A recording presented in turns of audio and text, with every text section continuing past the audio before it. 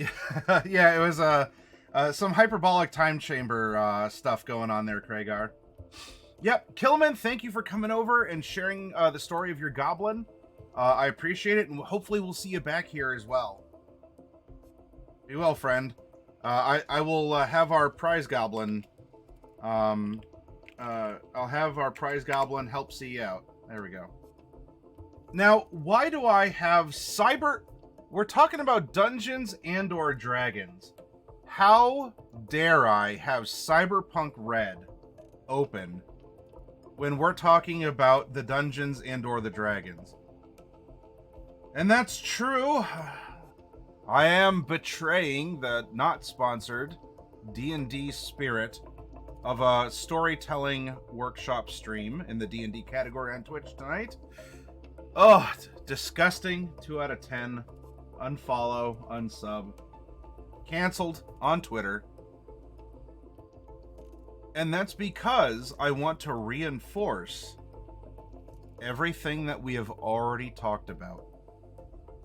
I want to reinforce that the hero's journey extends through the genres, as we discovered through our movie clips, through looking at the 6 different stories, Harry Potter, Star Wars, Lion King, Lord of the Rings, Spider-Man.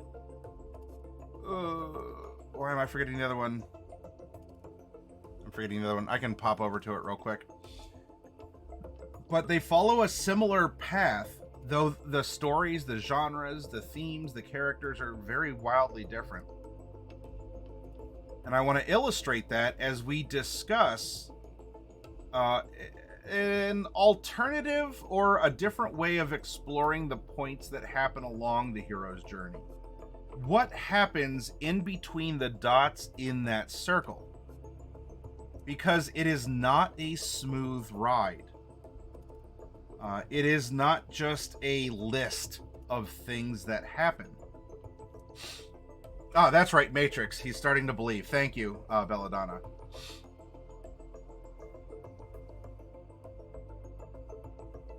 And the way that Cyberpunk Red offers instruction in storytelling, in its rulebook, you're going to see is different than what is offered in the Dungeon Master's Guide.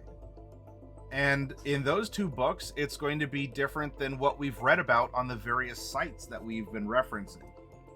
Now, I do have a website up on the side, and so we'll bring that up here.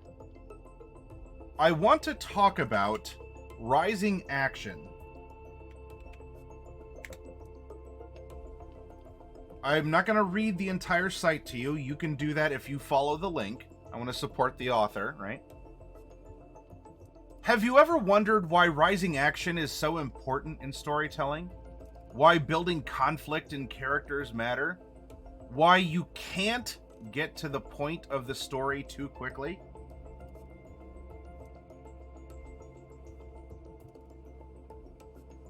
If you've ever told a good story, one that has your friends or family on the floor laughing, or else on the edge of their seat asking what happened next, then you know it's important to draw out a reader's interest.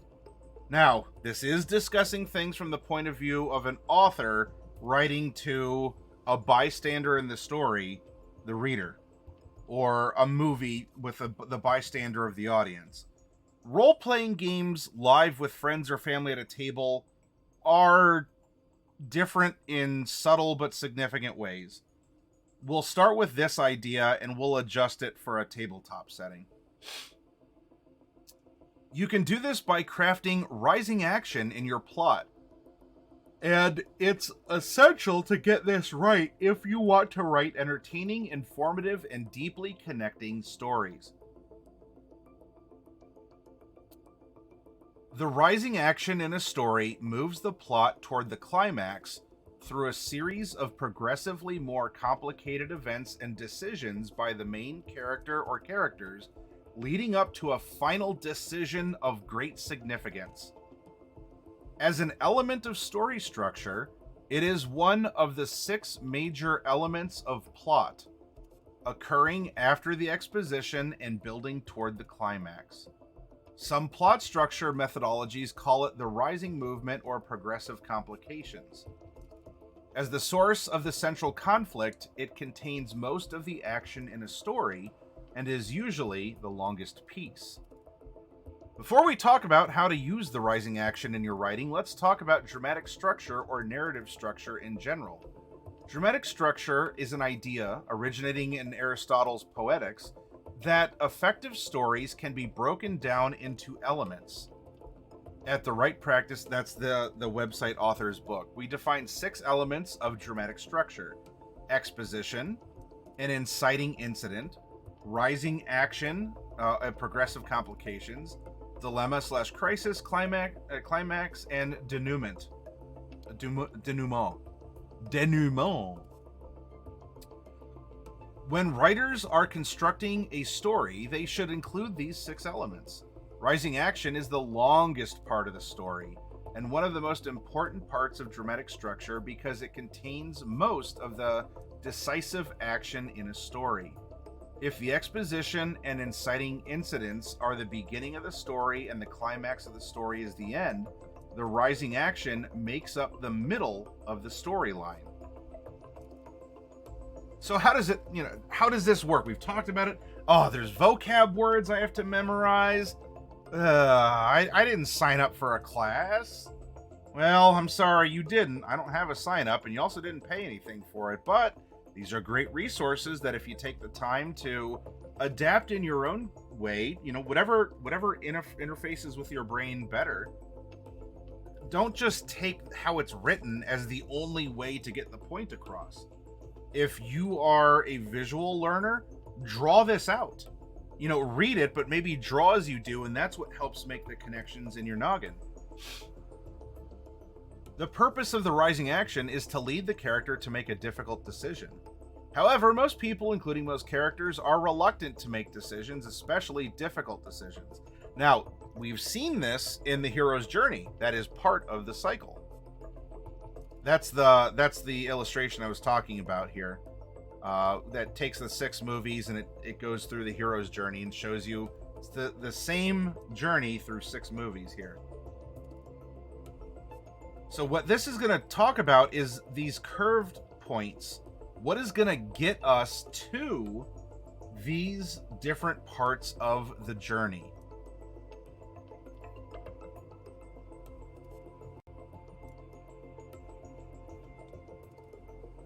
The way it does this is by putting the characters through a series of progressively more complicated events and choices. It levels them up. In fact, Story Grid, a dramatic framework formulated by Sean Coyne, calls the rising action progressive complications. Things get more and more complicated for the protagonist until they reach a turning point and they're forced to make a decision. That point of decision making is a crisis for the character. And this crisis is always a choice between 2 conflicting values, whether safety or sacrifice, love or duty, performance or righteousness. This is where the drama comes from. But you want to make sure that your drama isn't just thrown in for no apparent reason. Otherwise, that spike in action is wasted. Things do not continue to make sense other than someone is drawn out of the story going, oh, I guess there was a fight just for there to be a fight, but this doesn't play into anything else. This is seemingly random. So why? Why was I invested in this? Why did I do this? Now we have 2 different story structures here. We have Freytag's Pyramid and a traditional 3-act story structure. We have the beginning, middle, and end of our story. The 3-act structure, you have the inciting incident, which, it kind of calms down. Then we ramp up to the climax, right? This gets our attention. Then we have the danger. And then we come to the resolution. Freytag's Pyramid doesn't look quite so much like a wiggly stock market chart as we're plotting out the points of our story. This has rising action, an exciting force. We have our climax, but then it's a consistent up and a consistent down instead of a little bit more hectic run. Is one of these better than the other? In some circumstances, yes. In others, no. How will you know the difference? You have to write it. You have to feel it out. You have to find which tool works best.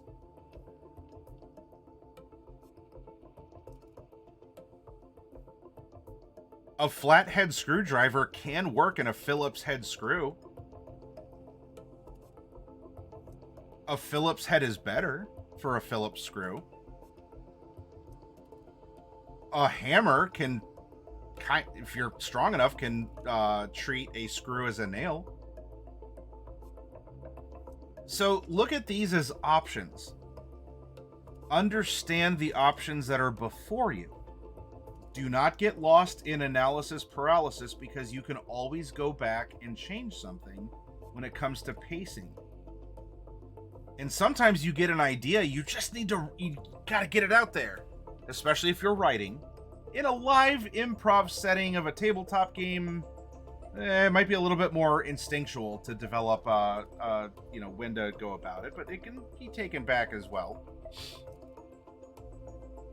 But anyway, I'm sorry. While this illustration isn't perfectly to scale, if the rising action contains everything after the exposition and through to the climax, then as you can see, in Freitag's model, the rising action, which Freitag calls the rising movement, is significantly shorter than a modern 3-act story structure model. Despite their differences, these models can overlap, and you can use both to better think through the structure of your story. Rising action in Romeo and Juliet. Hey, Brufros. Perhaps a story many of us are familiar with. Heretic Trance flees successfully. Beginning with the crisis, how does the rising action in Romeo and Juliet work? The climactic choice or crisis: end their lives or stay alive in a world without the other. Okay, there's our prompt. There's our decision. Out of context, both of those decisions are crazy. Why would a young newlywed couple decide to separate? Even more extreme, why would two young people with so much potential from good families decide to end their lives? These decisions are the core of the story. The climactic moments that, by the way, hashtag spoilers for Romeo and Juliet. The climactic moments that build the tragic story. They are also decisions no one would come to without some good reason. The rising action provides the reason. If we begin from that choice and work backward, we can see how the rising action builds to that crisis. So here are the events in the rising action. Romeo believes Juliet is dead. Juliet fakes her own death, but the message telling Romeo of her plan is never delivered. Juliet is forced to become engaged to another man, even though she's already married to Romeo. Romeo is exiled, and he and Juliet part tearfully. Romeo kills Tybalt, Juliet's cousin, after Tybalt kills Mercutio, Romeo's best friend. Romeo and Juliet elope in secret. Romeo and Juliet meet at a party and fall in love, despite the fact that their families are enemies. Exposition. Two rival families fight in the streets of Verona. You see, we've worked backwards. Not quite an in media res, as we didn't have a scene and then go back to the beginning and work up to it. We have this climactic moment, which often we, as a presenter of a story, as a storyteller, as a writer, we know we have this big idea. Oh, there's thunder crashing, thunder and lightning. It's a fight with the big bad evil guy at the end. And how do we get there then? Because we have the power and the symbolism and everything is in place. But for everything to be in place, it has to be put into place.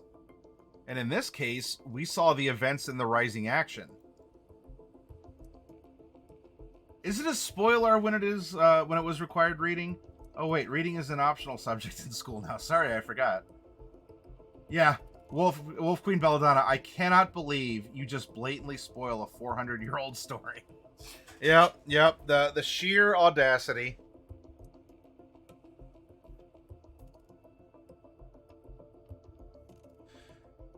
So from this perspective, the choice makes perfect sense, and the stakes are well set up so that this choice is significantly difficult enough. Climactic choices must be difficult. If they're not, the writer hasn't done their job right.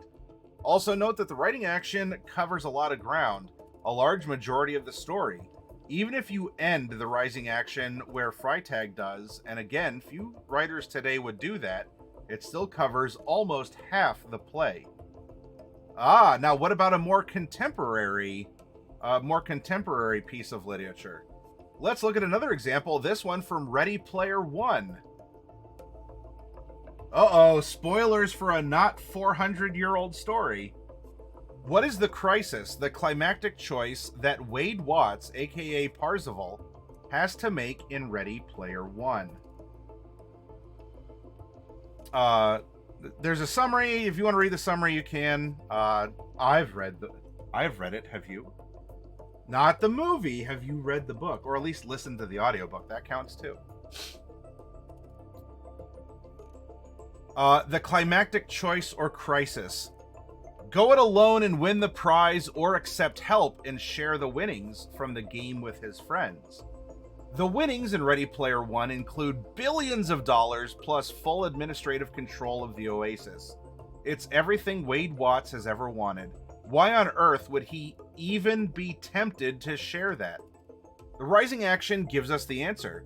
As with Romeo and Juliet, if we begin from that choice and work backward, we can see how the rising action builds to that crisis. The events in the rising action of Ready Player One include most of the events of the story, from, spoiler alert, the moment he shares the information about how to beat Joust and receive the first key with Artemis, up until, more spoilers, he hesitates before entering the final Crystal Gate and getting the chance to play to win Halliday's Easter egg. Building up to that moment, Wade undergoes a personal transformation. See, we're hearing these things. We are following a hero's journey, but there's more to the steps than just saying, well, I'm here, and now I'm here. Well, what happened in between? Well, I don't know, but we're at this next part that I have to be at. Well, yes, you have to be there, but how did you get there? Building up to that moment, Wade undergoes a personal transformation. He changes from someone who chooses on principle to do things alone to someone who has a few close friends, including a pseudo-girlfriend in Artemis. Then he becomes someone who is once again alone and alienated from everyone he cares about, before ultimately becoming someone who is willing to risk it all and sacrifice for the sake of friends. As he goes through this maturation process, he learns the story of Halliday, a tragic model of someone who decided to alienate his friends for the sake of his creation, the Oasis. Through the rising action, in other words, the choice becomes whether Wade will become like Halliday, his hero, or learn critical lessons from Halliday and share power with his friends. A very good exercise. Can you describe the rising action in this scene from Friends? And I will let you do that yourself. Because we have other things that we're going to get to. Remember, the rising action is long, containing most of the story. So be patient. Don't be in a rush to get to the next plot point. Things do have to happen. What is it? Make it worthwhile. The journey is very satisfying if you can look back and see even the small things that counted. So here's a quick look at Harry Potter and the Sorcerer's Stone. About how much story the rising action can take up. The rising action belongs in each act and each scene too, and we're going to get to that. Because if you remember, at the end of the last workshop, we had the end of Alien. This was it. She won. Bright lights, calming music. She has her cat. She survived. Ripley completed the hero's journey. So clearly, this isn't a wheel that turns one more time to continue advancing. Aha, but it does, as we had a chuckle about. That was the end of that journey. It was not the end of her ultimate journey. Because she would go through this again in Aliens. And people have different opinions on 3 and 4 and other things, but at least with 1 and 2, we see that 1 cycled over into 2, which cycled over into what would happen in 3. So you do need rising action, but we're always getting better. When we return, we are richer, smarter, wiser, stronger, healthier, whatever. But we're back. And everything we learned is necessary for what's to come, and we have to build upon that. So, give this a look, go through the practice. What's great about this is you have practice, right? I'm going to post this one more time. If any of you would like to participate.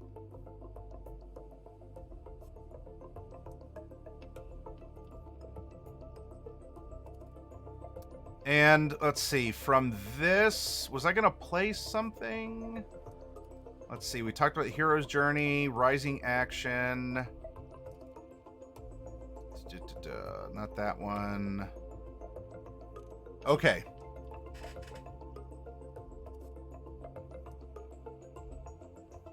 We are going to visually represent this and talk about the events of the workshops that we've built over time. This in itself has been rising action to get to this point. So here we go. Pencils out, everyone. Are you ready for a fantastic story?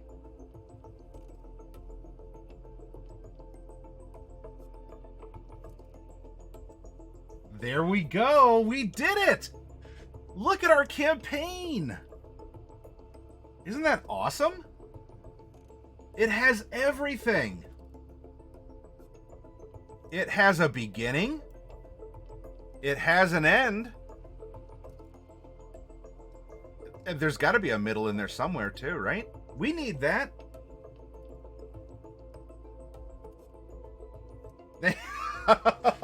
Yeah, finally a TPK. They flatlined. Hi, Bane.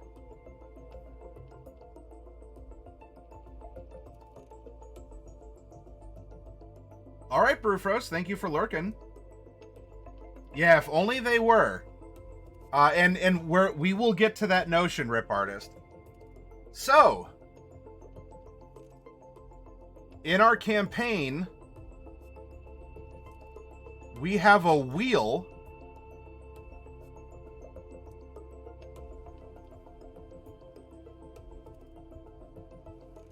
that does this until we get here. The heck happened there?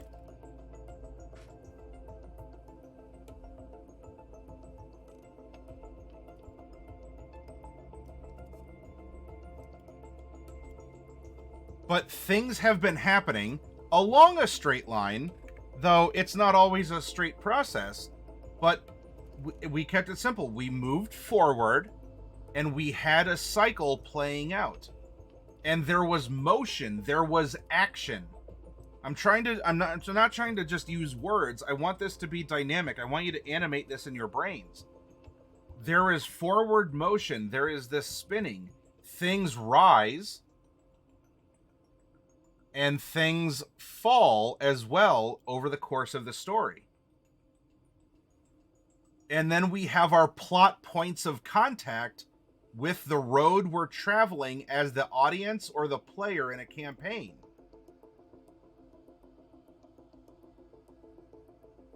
Hopefully this can help.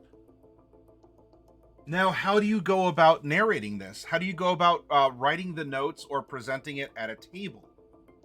Because we can talk about literary stuff where you don't really have a time limit and there's not an active audience there with you. And ultimately, the characters do everything you want them to do. Oh, how convenient that is. Would that you could do that as a dungeon master, right? No, because that actually takes part of the fun out of it. Yeah, if your players don't have a say or can add a speed bump or throw a wrench into things, even inadvertently, where's that thrill of the hunt? Where's that life that you're trying, that animus, right? Where's that animus you're trying to breathe into this story? We don't want the flatline, as Bane was talking about. We don't want the flatline story. We want the wibbles and the wobbles, and we want the ups and downs. Oh, thank you, Amon. Good morning to you.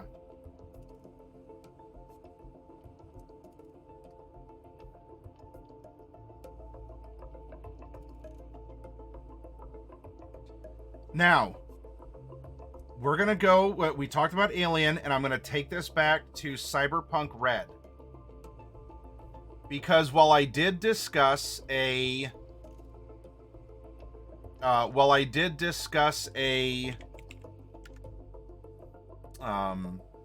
we'll look in the DMG for how it describes this. Oh yeah, the differences between writing and storytelling in a game. Here we go. These are universal things that you can do in Dungeons and Dragons, Cyberpunk Red. You can do this in Honey Heist. You can do this in Paranoia. You can do this in any of these games. Whether for a show, a movie, or an RPG adventure, you need a script to tell you where the action's going. And pacing is the most important part of that script. You not only have to tell a story, but also break it up into manageable chunks for your edge runners. Those are the characters. Each chunk of story should convey information, be entertaining, and help provide excitement by pushing the plot along in some visible way.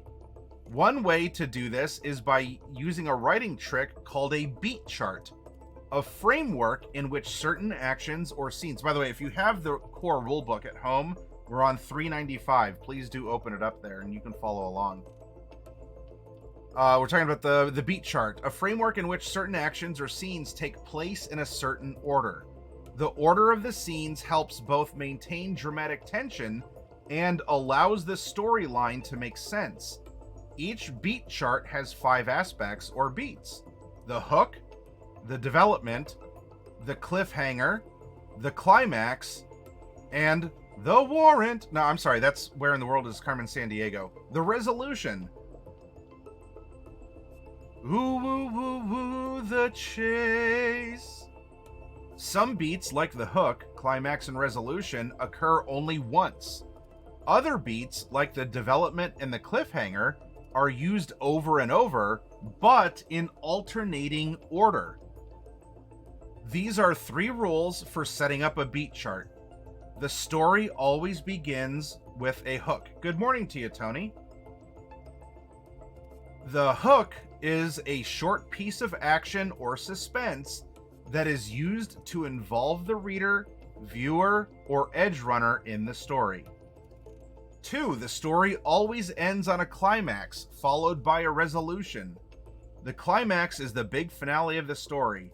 And by the way, the story doesn't have to be the epic. The story is the part that you're telling that night at your table.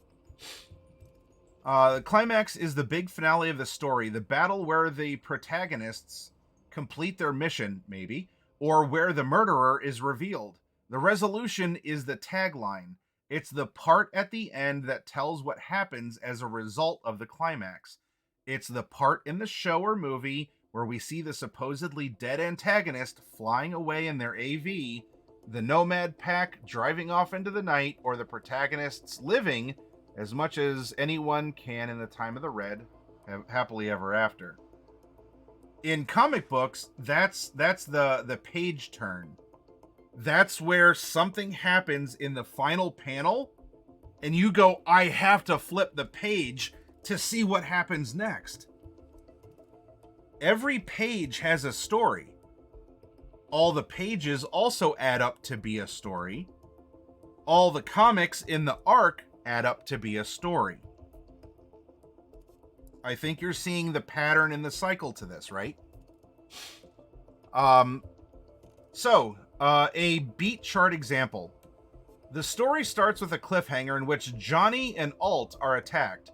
Johnny goes down and Alt is kidnapped. Dun dun dun! There we go. Voo! Development. After he's patched up, Johnny meets Thompson, who provides information. By the way, this is from the opening story on page 5. If you want to read it, read it. It's a great living example of what we're referencing.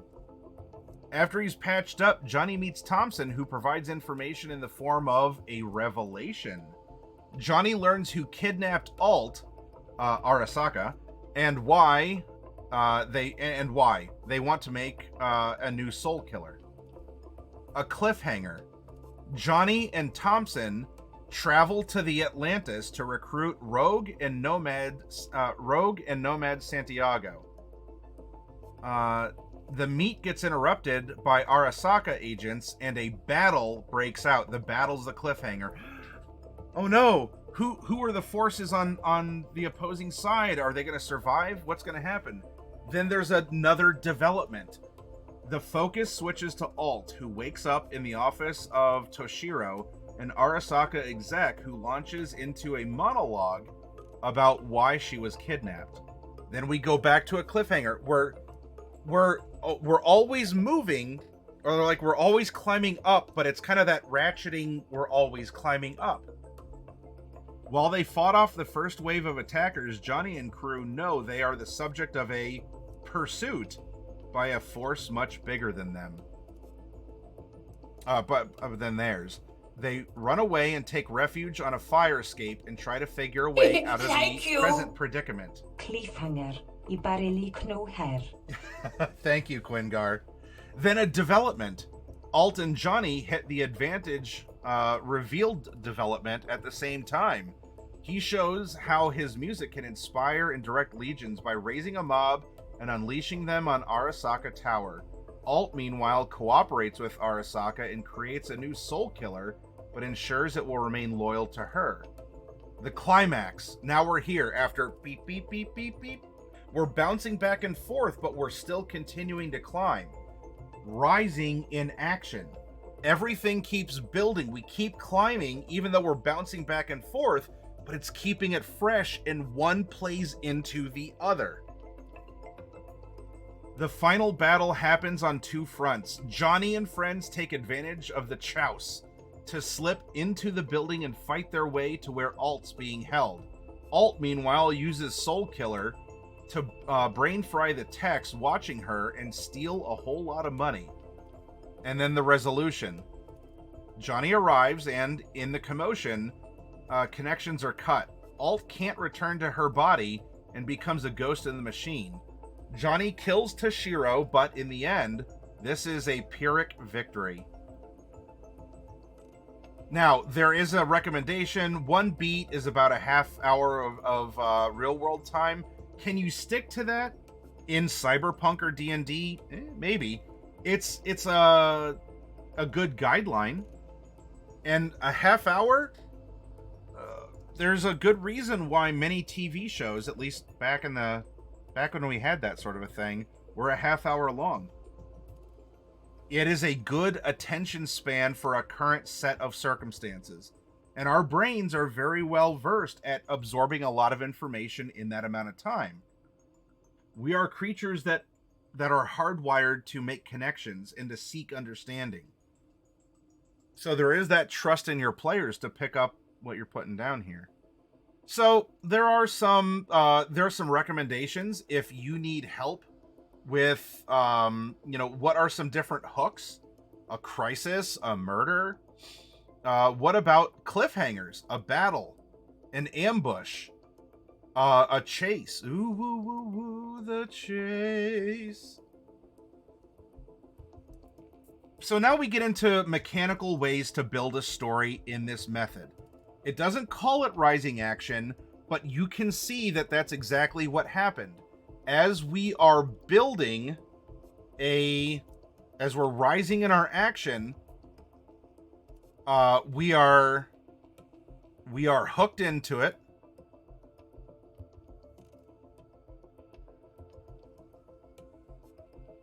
So we're hooked into it.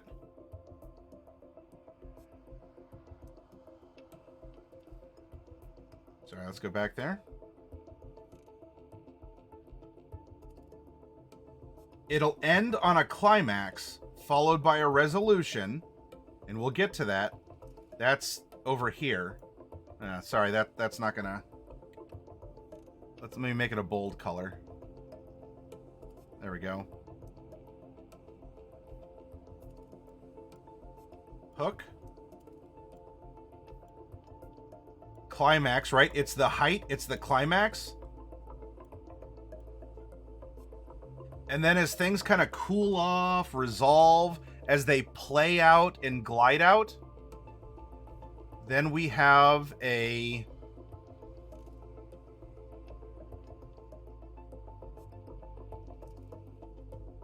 resolution. And you know what can happen after that resolution as we're on our way down? Oh, what happens to a ball that's passed in basketball? What makes that exciting? It means that something else, another hook catches us. And the cycle repeats again.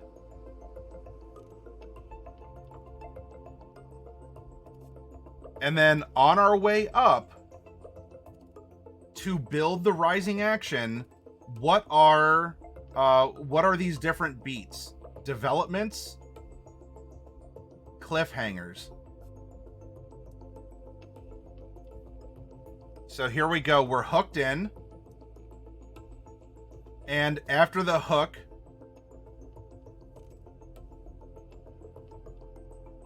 there's a development.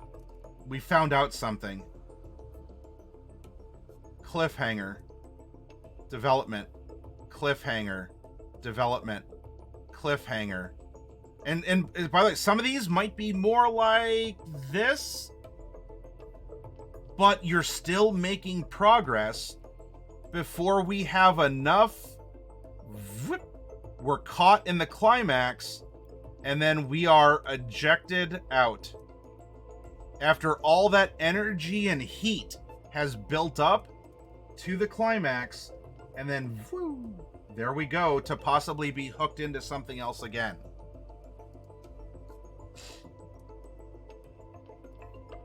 That's what this is discussing. Now, there's a little bit different take. We know the mechanical way through a rule book how to mechanically build a story. In the DMG, and if you're playing along at home, open up your Dungeon Master's Guide. We are on page 25, creating a campaign. I'm not going to read everything. You can read this yourself. And if you don't have a DMG, I happen to know a guy who can hook you up. Please support your friendly local game store. And if you don't have a local game store, or your local game store ain't so friendly, allow me to be such for you. The world you create is the stage for the adventures you set in it. You don't have to give more thought to it than that. You can run adventures in an episodic format with the characters as the only common element, and also weave themes throughout those adventures to build a greater saga of the characters' achievements in the world. Planning an entire campaign might seem like a daunting task, but you don't have to plot out every detail right from the start. You can start with the basics, running a few adventures, and think about the larger plot lines you want to explore. So, we can see here a lot more loosey-goosey. Start with something and let it roll, which is it. You can do that too. This is not a bad way, or it's not, the other way isn't the only way. But this is a different approach, and why I wanted to show the two different books. So, this recommends start small. When you first start your campaign, start small. The characters need to know only about the city, town, or village. And I want to zoom in on this. Oh, that didn't zoom in. Oh. So create a home base, create a local region, craft a starting adventure. It's pastoral, country life, everyone's a farmer. You're, the protagonist, one of the characters is the son of the farmer. Maybe, and I've told this story before, and I do it for a reason. It sounds very familiar, but it still works. You're the son of a very popular farmer who retired to the countryside because he used to be in the King's Guard. He has stories of adventure, but he wants better for you in your life and, live a quieter life with a lot less scars and blood. But, we go from a very simple setting and things can ramp up from there as there's a goblin attack. And it's up to our protagonist to step up because his father, unfortunately, through age or risking himself heroically for someone else, maybe even his own son, who should have known better. I never should have been to the barn. I should have been asleep. Dies, and then the hero, the hero's journey. It began before, but you can see where we're at in that cycle. So this gives you tips on setting the stage, involving the characters. A lot of, again, it's sort of a blank canvas, and just put the elements there and wiggle them around until they fit, which is not a bad way of doing it. A lot of people are very good with improv or freeform thinkers, or if you're playing D&D with a group of friends and you all know that you like Dragonheart. That was the movie with Sean Connery, right? Am I correct in that? It was Dragonheart that had Sean Connery as the voice of the dragon. You pretty much know the structure already, and this is kind of saving you that time, right? Where you don't necessarily need to make the beat. There's an expectation that you're gonna be the big damn hero of the story. It's gonna be a high epic fantasy adventure, etc., etc. So this is kind of presuming some baked in things, whereas a more street level, especially a lot more lethal system like Cyberpunk, you might want that blow for blow, where also words have great power and not just like power word stun as a spell. But this is talking about adventure hooks, how to put things in motion, when not to shake things up. In constructing a narrative, beware of false action or action for its own sake. False action doesn't move the story forward, engage characters, or cause them to change. Many action movies suffer from false action, in which car chases, gunfights, and explosions abound, but do little more than inconvenience the characters and eventually bore the audience with their repetition and dearth of meaningful stakes. Some D&D campaigns fall into the same trap, stringing world-spanning disasters together, one after another, with little impact on the characters. A lot of just random fights that don't really, it's not a needed increase in action, or it doesn't build the world. Again, you always want to grow. You want the rising action. Doing something just, I don't know, we haven't had a fight in 3 sessions. Let's fight. Hey, maybe if everyone out of character is like, yeah, you know what, I could use a fight. Well, hey, you've had fun and you've won D&D at the end of the night in that case. But for telling a very engaging story, action for the sake of it, so this will give you some prompts if you want to know about different ways to tell a dramatic story. This is a lot more broader. It's still very much worth a read. This is not impugning the author here. Talking about, well, is there an assault or an invasion? Here are considerations. So this is if you've chosen a particular hook or something you want to run. Aw, thank you. Ish Bertesque. Nyan Nesgani Anubis is here too. Yeah, Sean Connery as Draco, the dragon in Dragonheart. Look to the stars, Bowen.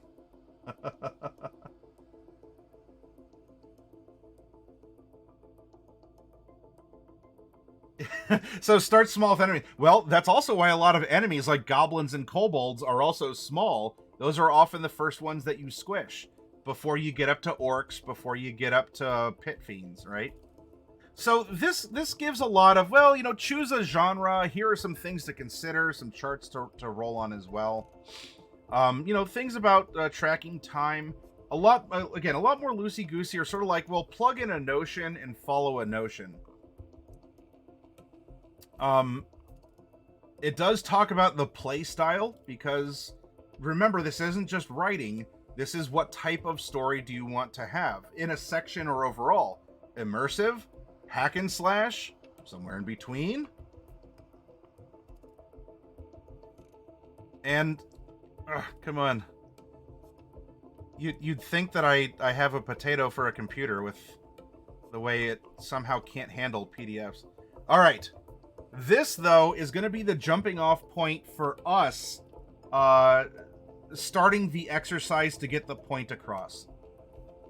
With Dungeons and Dragons specifically, the powers and abilities you have, the damage output, and all of that is broken up into 4 tiers.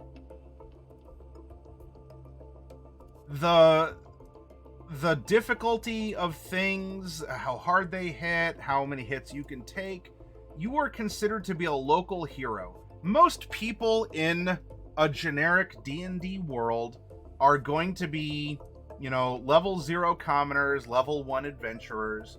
In fact, in a setting like Eberron, the King of Corvair is a level 5 fighter. And he's a veteran of the 100-Year War. He's a level 5 fighter. Eberron is a very street-level, low-powered setting. Now, you could be a level 20 character in Eberron, sure. But you are... whew, that's a steep get to the top. But here, with mechanical levels 1 through 4, you're the local heroes. This is... you know, these characters navigate dangerous terrain and explore haunted crypts where they can expect to fight savage orcs, ferocious wolves, giants, spiders, evil cultists, bloodthirsty ghouls, and hired thugs. If they face even a young dragon, they're better off avoiding the fight. Well, now we're heroes of the realm from 5 to 10. This is also why most pre-written D&D games, or modules, end at level 10, and why a lot of the balance as it exists starts flying out the window after level 10. Level 11 and up, and especially before you get to epic levels, that's when things get super wonky. Because there's only a couple people, not just in the town or in the kingdom, but on the continent or in the world who can do what you do. Which is kind of the scale here, right? By the time they reach this tier, adventurers have mastered the basics of their class features, though they continue to improve through these levels. They have found their place in the world and have begun to involve themselves in the dangers that surround them. On the hero's journey, you know, this is us, you know, in the normal, we get our call to adventure to leave. It talks about the spells that suddenly become available. Now, 11 through 16, we're not heroes of the realm, we are masters of the realm. And this is where we're picking up because we made 11th level characters. By 11th level, characters are shining examples of courage and determination, true paragons in the world set well apart from the masses. At this tier, adventurers are far more versatile than they were at lower levels, and they can usually find the right tool for a given challenge. It talks about the spells that open up. The fate of the nation or even the world depends on momentous quests that... Cat, are you why are you up there again?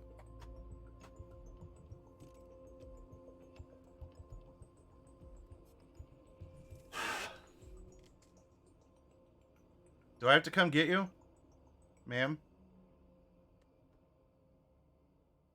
Hey, psst, get out of there. Come on. Come say hi to people.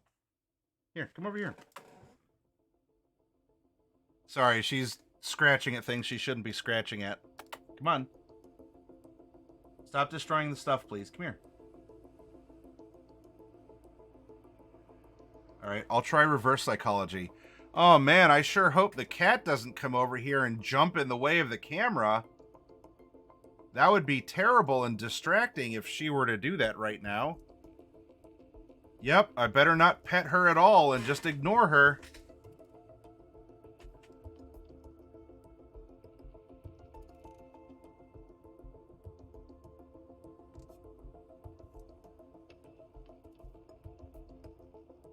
Yep, I don't see her anywhere. She could be anywhere lurking. Oh, she stopped. Anyway, you get the idea. We're Masters of the Realm, and at level 17 through 20... Now, by the way, in prior editions, you're like, oh, we go to 20, and epic level is 21 and beyond. In 5th edition D&D, the final 4 levels... there she goes. The final 4 levels, these are your epic levels. By 17th level, characters have super heroic capabilities, and their deeds and adventures are the stuff of legend. Ordinary people can hardly dream of such heights of power or such terrible dangers. And every single time one of these tiers comes around, we've completed a hero's journey. Local heroes, heroes of the realm, Masters of the Realm, which is an even greater hero, and then we get our doctorate of the world. I mean, our master of the world over here. The cycle continues, but you need that building action, right?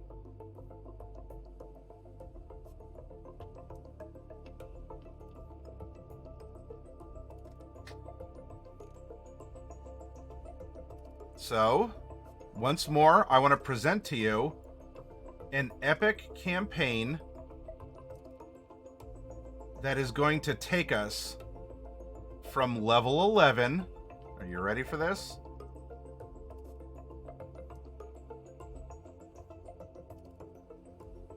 To level 16.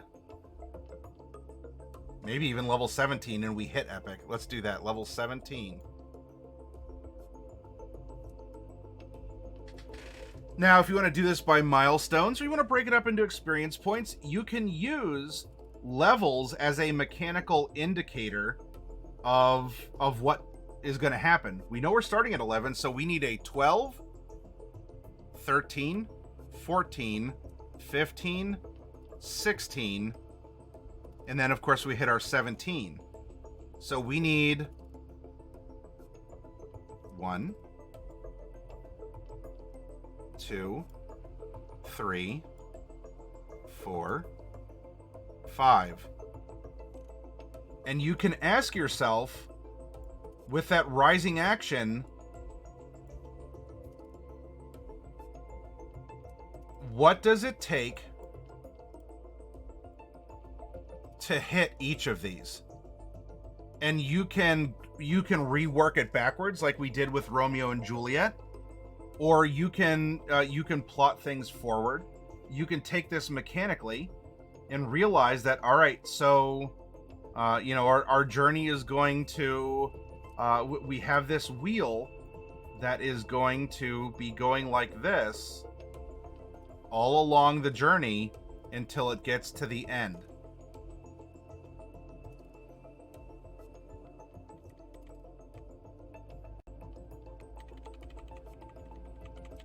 If you want to do it okay, yeah, I want to do this. If you want to do it storyline-wise, oftentimes we have a cool idea for an opening, or especially an ending. If we looked at our villains, we had a fiend that wanted to open our crystal up to hellish power. And so we know for sure, we absolutely, positively know that we're gonna have a big devil fight.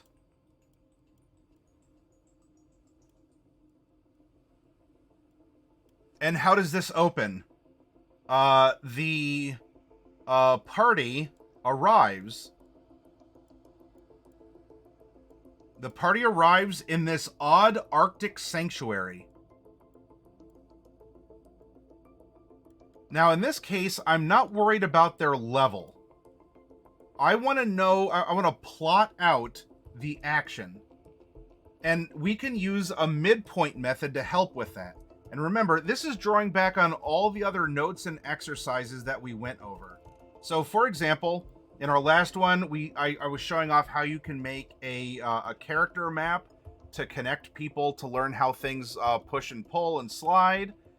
We went through interactive exercises for NPCs, for villains. We looked at the party as a mechanical entity so that we can... Why do we do this?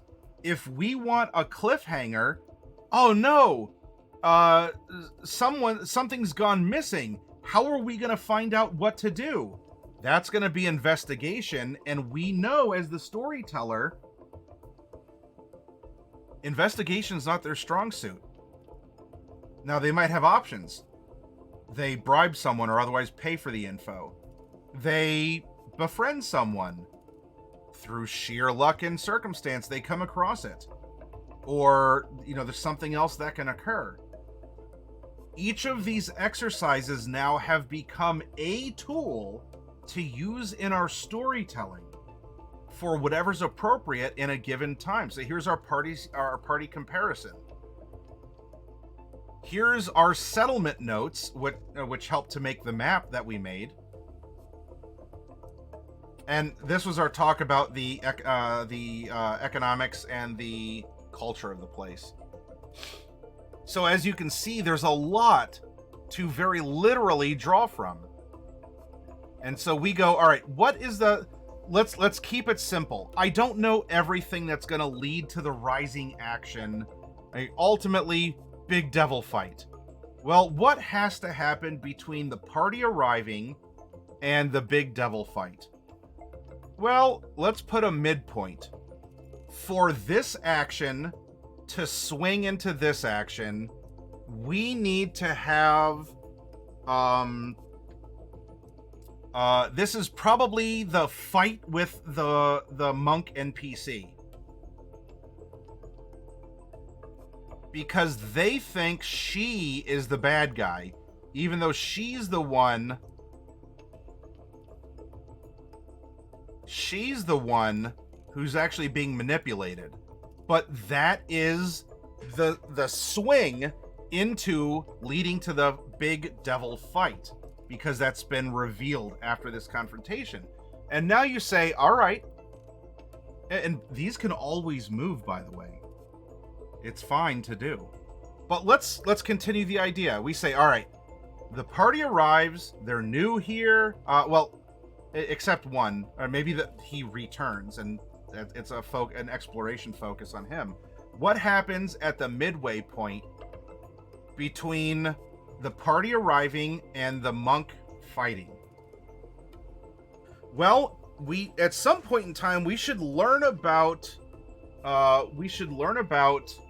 the autocrat tyrant that rules the place, and quite possibly information about the crystal as well. And so this might actually be a tyrant meeting. Not everything has to be a fight. If you want prompts, remember, you can go back to the Cyberpunk book if you want prompts for the back and the forth of things, right? So we actually meet someone, and maybe this confirms he's a bad guy, or we learn that he's not so bad, or a little bit of both. All right, now what happens between... We have the fight with the monk, and then we have the big devil fight. Well, you know what? That same tyrant who wants control over the crystal, because that's really the only thing that keeps him in power, realizing he can make a deal with a devil, instead of meeting the tyrant, might have to confront in a fight.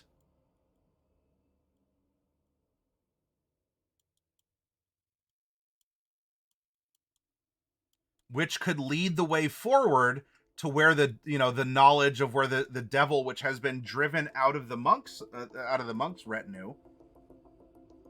Then we have to go find the devil in order to... Well, so we had to beat the devil out of the monk. Bob Ross would be proud of us. And then we're on our way. And now we go back and we say, okay, I'm digging this. I remember all of our notes because we made them slowly and methodically. We did the charts. Nothing was stressful, and the story wrote itself. But what are the beats that I want to introduce? And then you go back and you say, what happened between the tyrant, between meeting the tyrant and the party arriving? This is probably when we meet the other NPC, because, one or both of them even. And then you go, all right, now that I know this, and if you don't want to jump forward, then you can run the midway points here, and I'll do it color-coded this way. So now you say, all right, here's this series of them, and it's all making logical order. And then you say, okay, orange.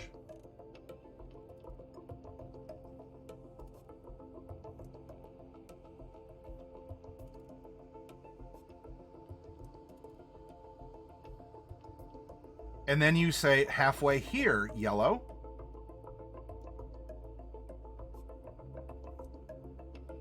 Oh, and then green.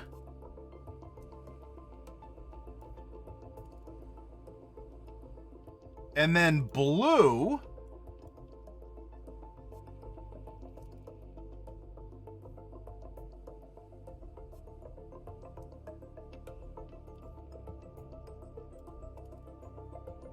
And then indigo.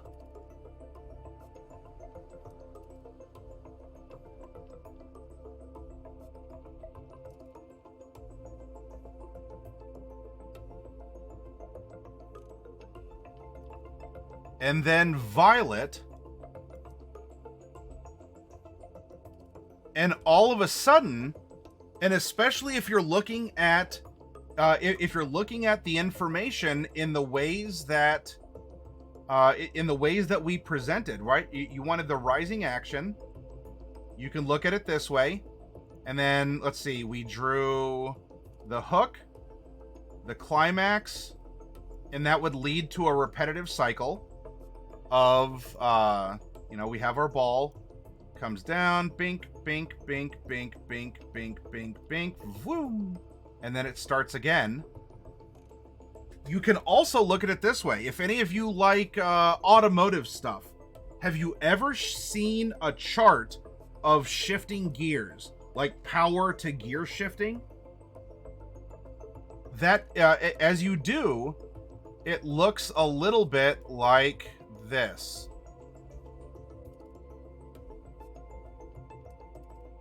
You get the most power out of one. You don't get as much power, but you get greater speed with 2, 3, 4. Now, of course, we live in an age of continuously variable transmissions. The concept's still the same, but there's not hard gears. And if you look at it that way, because maybe that is how your brain thinks better, is through automotive things, then if we go power and speed, or I guess if we want speed, we would have to flip this instead. So, sorry, this is my brain working the other way. If we desire speed, because we want that rising action, we want rising speed, we want acceleration towards the end. So, reverse this, everyone. And there we go. That I totally meant that the other way around. Something, and so you can see, we go, ultimately, as we have this broken down, let's say that these are going to be our major, like, these are the big swinging plot points, okay? We need our action, and I'm going to draw another line here.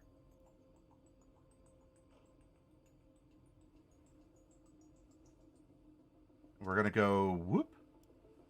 We're going to go whoop. And by the way, you can have several lines like this lined up on top of each other if you want. Make your note. If you understand your notes, that's awesome. All right. The party arrives. Although technically this should start out a little smaller here. And what do? We need rising action to get to our tyrant meeting. Oh, dun dun dun. Pray he doesn't change the contract any further. Well, we're in a new area. We're meeting people. We're learning the culture. Our hook is that we've arrived. And then you have a series of complications. Okay, that was kind of weird. All right. And now this is not color coded for this up here. Follow the idea. And now,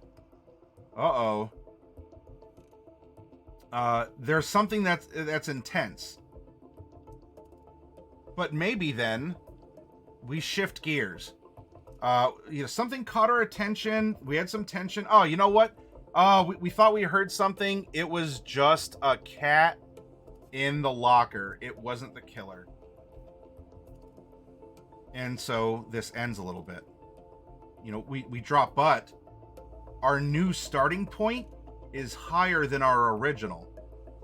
We cool off. And then we go, all right, well, now it's just a cat. Oh, this is just an empty building. It's not haunted at all. And all of a sudden, it ramps up again.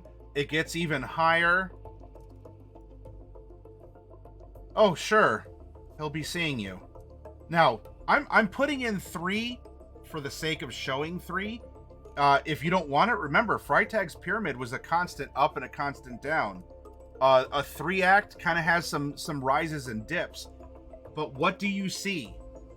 Whether you follow this chart or if we flip this and we wanted speed. In fact, I'm going to do this. Let's do this real quick. Here's a magic trick called erase everything at once. We want speed. I was going to say we want more power, but we want speed in this case. So this is what we want. And we want the highest speed, but we got to start in first gear. Then we lose that power as we shift gears, but then second gear gets us higher. Then we lose some of that in third gear, fourth, and then fifth as we're shifting.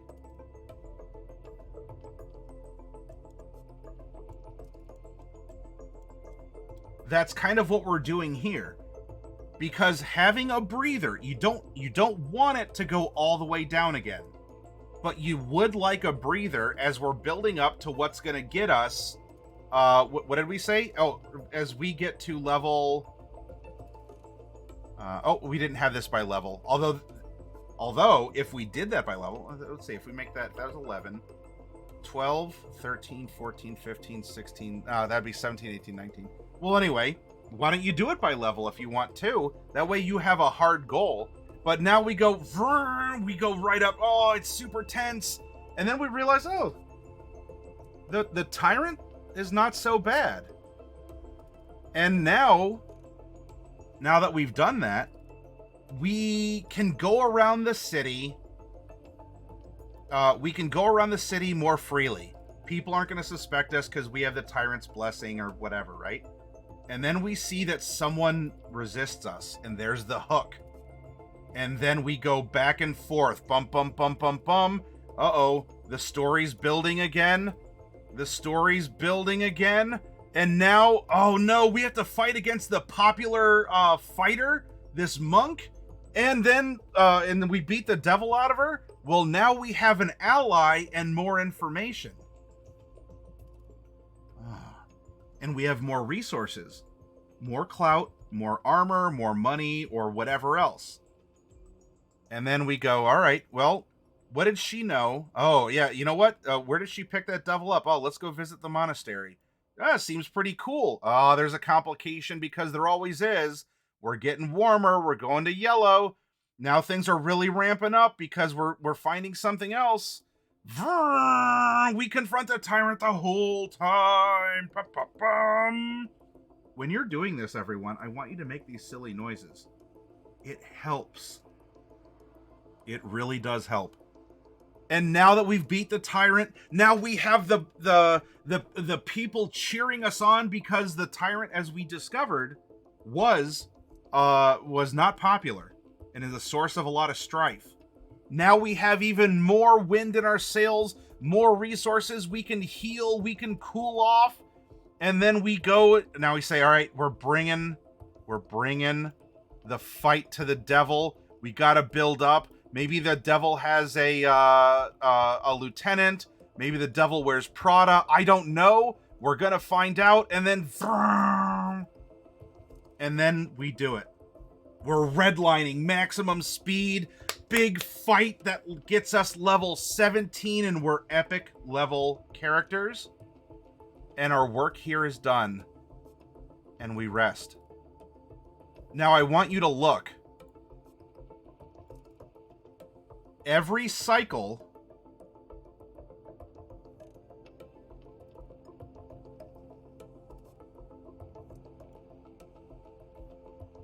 every hero's journey, every cycle, however you want to view this, look, we are always more knowledgeable, more powerful than we were before. This is a rise in action while also allowing breathing, and we've included all of the elements we've developed. Our enemies, our NPCs, exploration, social encounters, moral conundrums have all been a part of this system. And it's all rolled on naturally. This has just been a cycle that continues and continues. Now, we're rolling kind of uphill, which might seem unnatural, but that's the fight. That's the story. If it were easy, it wouldn't be as interesting. So we have to invest energy to go uphill.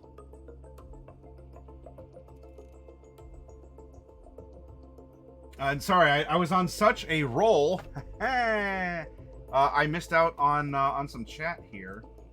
Goblin Guy Gaxanor, I guess you're lurking going to bed. Another feeling that short weeks can be worst. Oh yeah, so we're talking about the kitty. I'm on my way to bed now. Have a good night. You too, Jacans. Thank you for joining us. Medusa Queen says, another issue I can remember with level progression and party power creep is that after a certain point, your group will not have normal adventures anymore. You will constantly decide the fates of entire kingdoms, fight archdevils and dragons, and resolve interplanar conflicts. Your party will never sit by the campfire again or fend off the goblins trying to steal flour sacks from local peasants. And that is part of the moral conundrum, and also a part of that journey. We are never the same when we come back, because we never can be. Also, hi, Scanian. Oh, you just woke up. Oh, I'm sorry. Well, then welcome, Goblin Gaxanor. We never can be because we've always learned too much. We've progressed or even lost too much or gained too much. And so we are never the same person. Let's go back to using Hobbit and Lord of the Rings, which one hero's journey goes into the other. Bilbo is not the same when he comes back to the Shire. He's richer, braver, stronger, more cunning. And so where he took contentment in the beginning with a simple life, he always had that restless spirit afterwards. There was always that other, he started writing it to try and relive it, in a sense.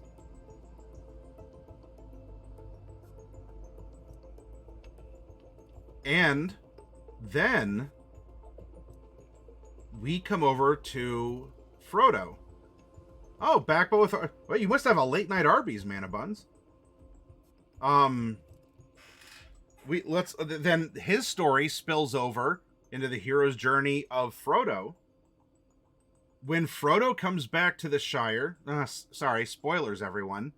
When Frodo returns to the Shire, he's changed in many ways. Injured, braver, stronger, richer. He has the backing of kings. But he's never the same. And he never can be, nor will he ever be. In fact, the Shire itself changed with the scouring of the Shire. That's a whole other thing, though, that you don't see in the movies. And so, Medusa Queen, it's almost a bittersweet ending. That there are happily ever afters in a sense, but we, as the hero, and especially as ourselves, we are never the same. But would you want to be? Would you want to be that flat line? Would you ever want to be stagnant? I don't feel like my life is going anywhere. I'm not, nothing is happening, right? I'm always the same predictable person with the same predictable life. Now, some people are content with that. I'm not, different strokes for different folks, but many of us at least would like a slight incline. Can we always be slightly smarter, wealthier, healthier, socialier? Some people really want this. Steeper. We try not to do this because what happens? Now our hero's journey is rolling out of control. It's gaining speed and going in directions that we may not want. Yeah, we're not putting in the effort, but we're also being drugged down. Which is why there's that growth, you want that up. So this is how, with the notes that you've built and everything you've done, you can very easily make a sequence of events. And if you keep each of these as a point on the horizon, and this is the big difference between writing and storytelling to a group through a game.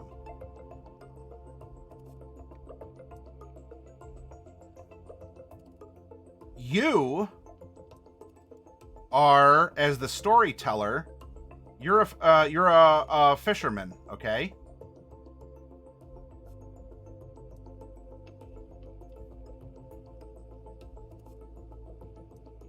Okay, you're in a boat. You ultimately, the end of the story through you is the goal, right? That's where you want everyone to go. You cast your line out. Voo! Plop. And what do? You hook them into your story. Those fools.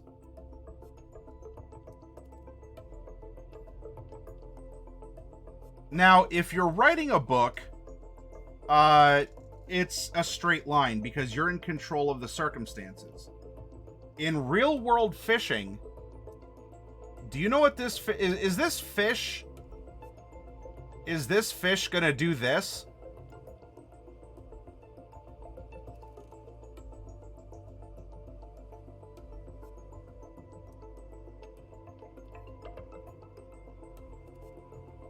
This would be a miracle if that was the case. But what you can do, like if you fight too hard, the hook can get torn out of the fish and it'll escape. In other words, your story will go wild, or it'll drop. The fish will escape. Your players will lose interest. If you're too hard, it turns in from a fishing expedition into a railroad. You're laying railroad tracks. But what you do, if you have the ultimate goal in mind,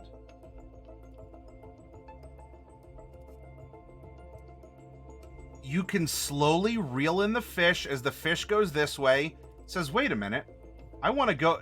And the fish is like, no, I'm going this way. I am going this way. But you know what's still happening? The fish is always still making progress. Even if this happens,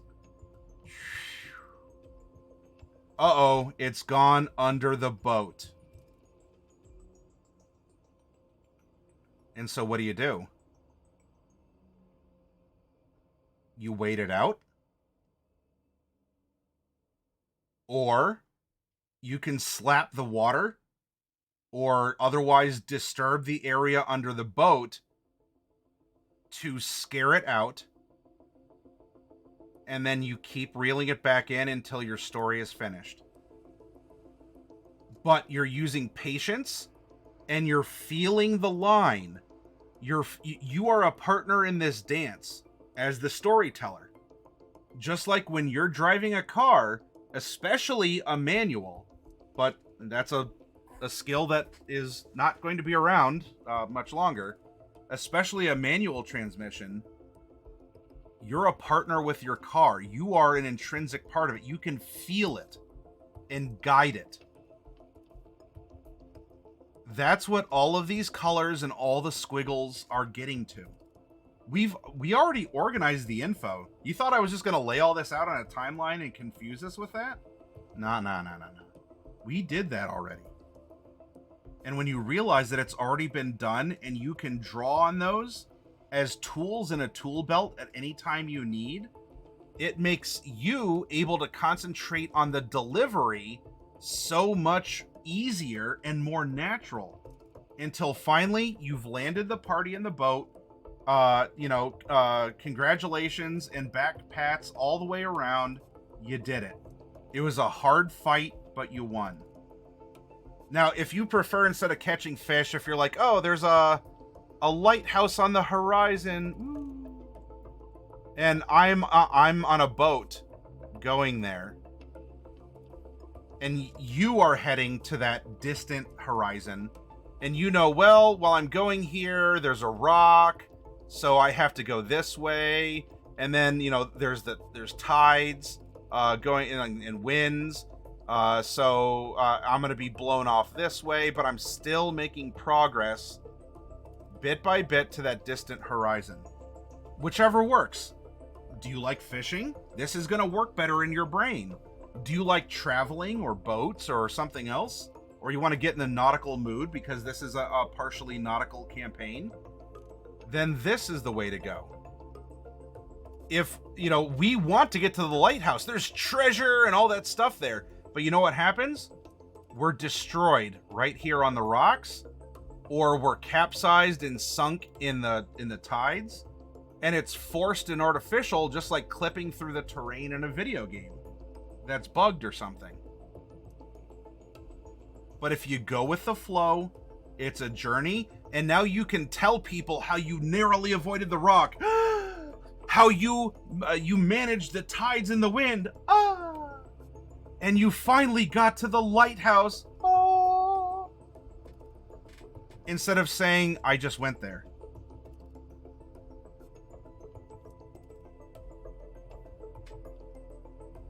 Uh-oh, did my stream drop? Oh no! Well, welcome back, everyone. Sorry if you missed my voices and my faces, but ultimately I hope this makes a lot of sense to you all. And you get an understanding of the rhythm and the pattern to the seasons. Wait, the seasons? I thought we were talking about writing. Oh, we are. Autumn leads to winter, leads to spring, leads to summer, leads to autumn.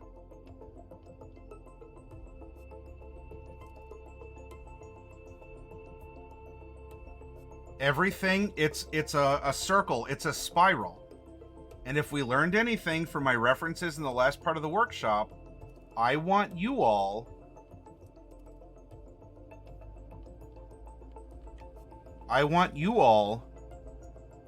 to be that drill that pierces the heavens with your story, with your drama, your morality, your